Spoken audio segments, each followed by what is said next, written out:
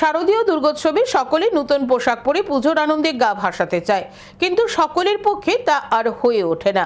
তাই এই দুস্থ লোকজনদের পাশে দাঁড়াচ্ছে স্থানীয় জনপ্রতিনিধি ও বিভিন্ন সংস্থা। শুক্রবার পুজোর আনন্দ সকলের সঙ্গে ভাগ করে নিতে এগিয়ে এলো সুরমা কেন্দ্রের বিধায়িকা। কমলপুর মহকুমার প্রত্যন্ত মহাবীর পঞ্চায়েতে শুক্রবার এক অনুষ্ঠানের মধ্য দিয়ে সুরমা বিধায়ক স্বপ্না দাসপালের উদ্যোগে 150 জন দুস্থ পুরুষ মহিলা শ্রমিকদের হাতে নতুন বস্ত্র তুলে দেওয়া হয়। অনুষ্ঠানে উপস্থিত ছিলেন বিধায়িকা স্বপ্না দাসপাল, দুর্গা চৌমুহনী ব্লক চেয়ারম্যান ভানুপ্রতাপ লোধি, বিশিষ্ট সমাজসেবী সুভাষ আহির, পঞ্চায়েত প্রধান, উপপ্রধান সহ আরও অনেকে। নতুন বস্ত্র পেয়ে সকলে খুশি।